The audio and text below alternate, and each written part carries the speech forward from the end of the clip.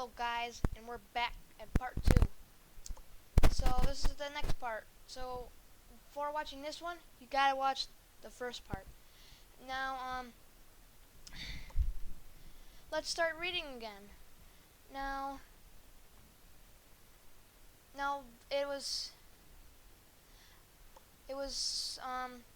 at I was about to reach the reset button, but a text appeared on my screen. You're not sure why, but you apparently have a reservation. I instantly recognized that text. You get that message when you get the room key from Andrew at the stockpot inn.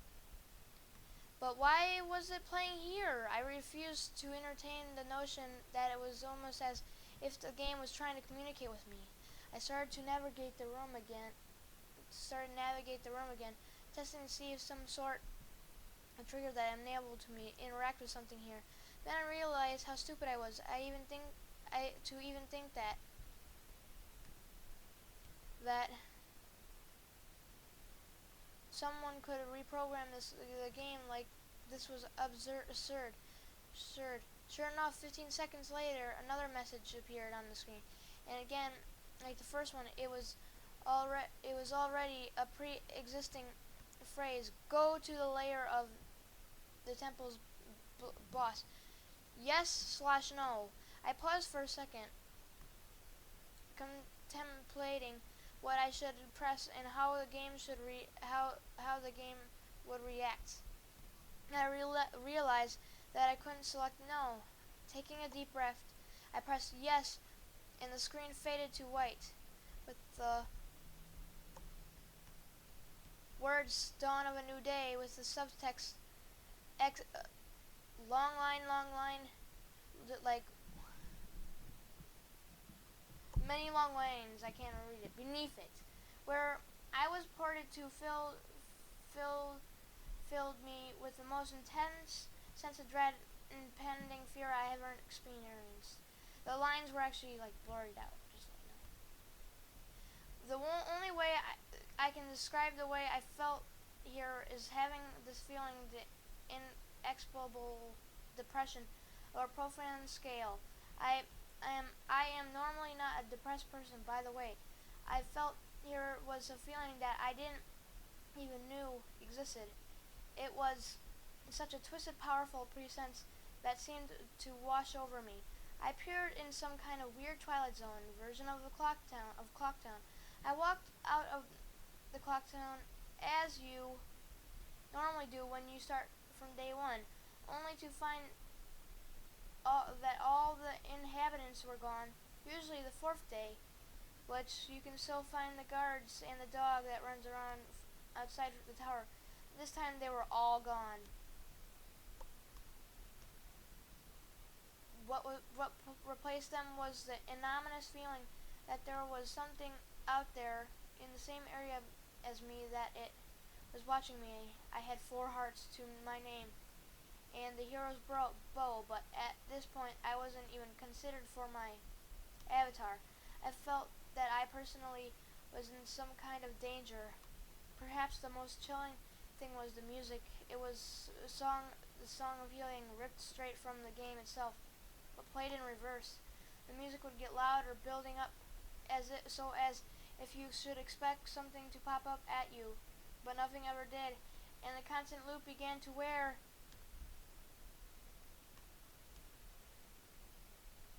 So I was expecting on my mental state.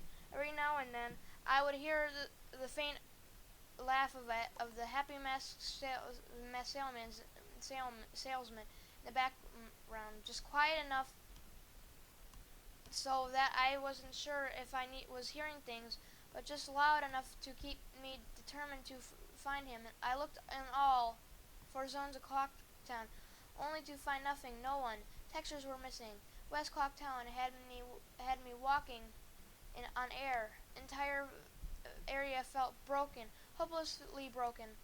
As the reverse song of healing repeated for what must have been the 50th time, I just remember standing in the middle of the Clocktown, realizing that I never felt so alone in a video game before. As I walked in through the ghost town. I don't know whether it was the combination of the out place of the textures and the atmosphere and the haunting melody of one's peaceful and soothing song being butchered and distorted, but I was literally on the verge of tears and I had no idea why. I hardly ever cried. Oops. I hardly I had a verge of tears and I had no idea why. I hardly ever cry. Oops, sorry. Crap. Damn it! Sorry guys. 1 second. I need to pull this up. Hardly ever cry. Something have gripped me and me here, and this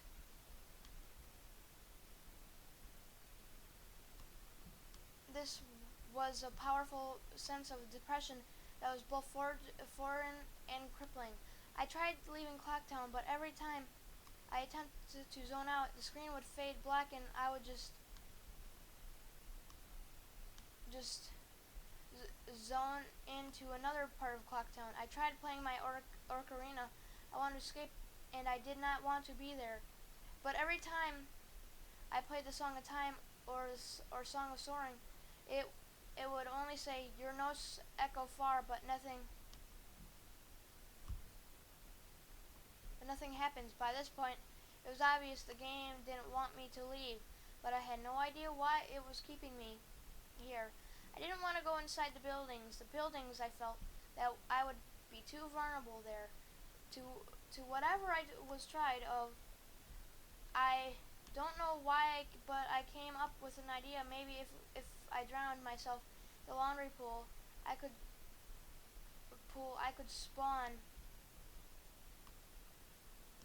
I could spawn somewhere else and leave this place. I zoned in and ran towards the pool. That's when it happened. Link grabbed his head, and the screen flashed for a brief moment of the happy masked salesman smiling at me.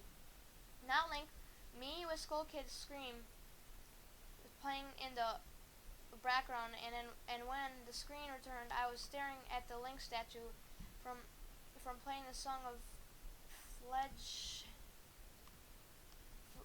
elegy of emptiness. I screamed as the thing just stared back at me with that haunted facial expression. I turned around and ran out and back to South Clocktown, and to my horror, the fucking statue followed me. In the only way I can compare this is like the weeping angels from Doctor Who. Every so often, at random intervals, the animation would play of the statue appearing behind me. It was like this thing was chasing me, or I don't even want to fucking say it. By this point, I was on the verge of hysterics, but not even once did the thought of the turning off the console occur to me. I don't know why I was so up in it. The terror felt all so real. I tried to shake the statue, but it would literally appear right behind me every single time. Things started to begin to make weird animations I had never seen him do before. He would flail his arms around and spasm randomly, and the screen would cut to the happy masked salesman smiling again for a brief moment before I was face to face with the fucking statue again. I ended up running into the Swords Master's dojo and ran to the back. I don't know why, but in my panic, I just wanted some kind of assurance that I'm not alone here.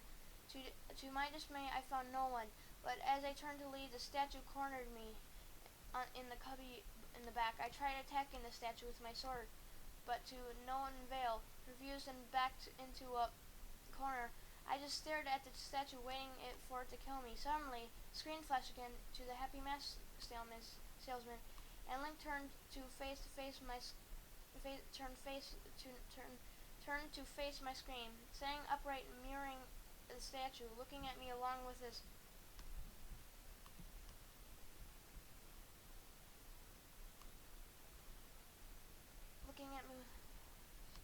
this copy, literally staring at me.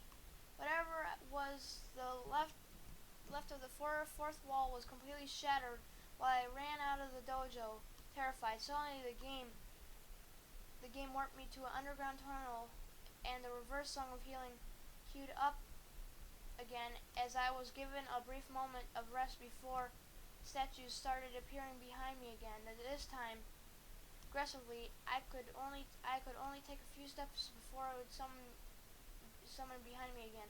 I hurriedly made my way out of the tunnel and appeared in the southern clock town. As I ran aimlessly in a sheer panic, suddenly a redeed screamed, and the screen faded to black as dawn is a new day, and appeared again. The screen faded in, and I was standing on top of Clock Tower with Skull Kid hovering over me again. Silent, I looked up, and the moon was back, looming just meters above my head, but the Skull Kid just stared at me hauntingly with that fucking mask. The new song was playing. The Stone Tower Temple theme played in reverse. In some sort of desperate attempt, I equipped my bow and fired off a shot to kill a Skull Kid, and I actually hit him. And he played an animation of him reeling back.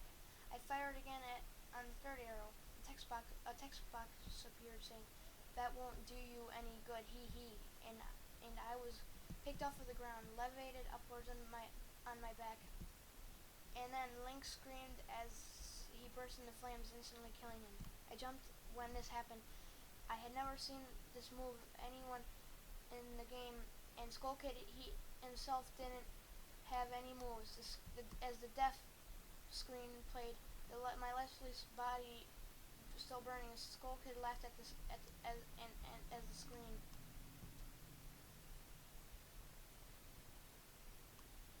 Only to have reappeared in fades black. To have appeared in the same place. I decided to charge him. The same thing happened. Link's body was lifted off the ground by some unknown force, and he immediately burst into flames again, killing him.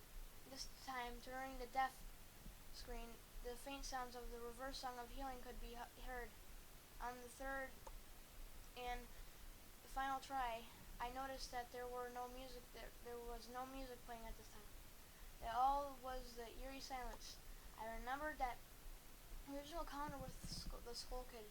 You were supposed to use the ocarina to either travel back in time or summon the giants. I attempted to play the song of time before I could hit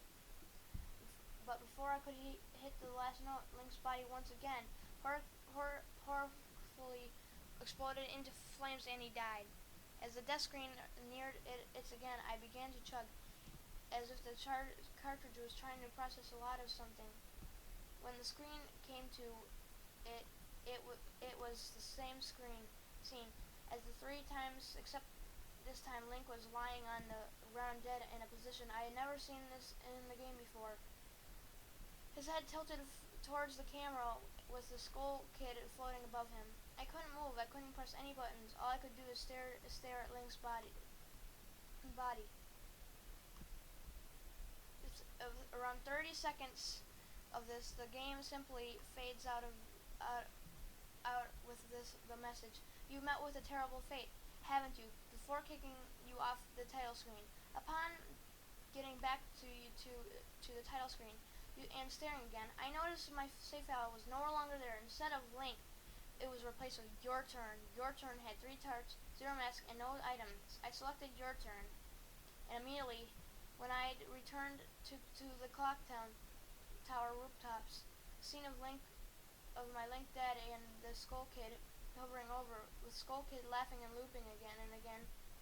I quickly hit the reset button. When the game booted up again, there was one more save file below Your Turn entitled Ben. Ben's save file is right back where it was before. I deleted it. At the Stone Tower Temple, the moon was crashing. I turned the game off at the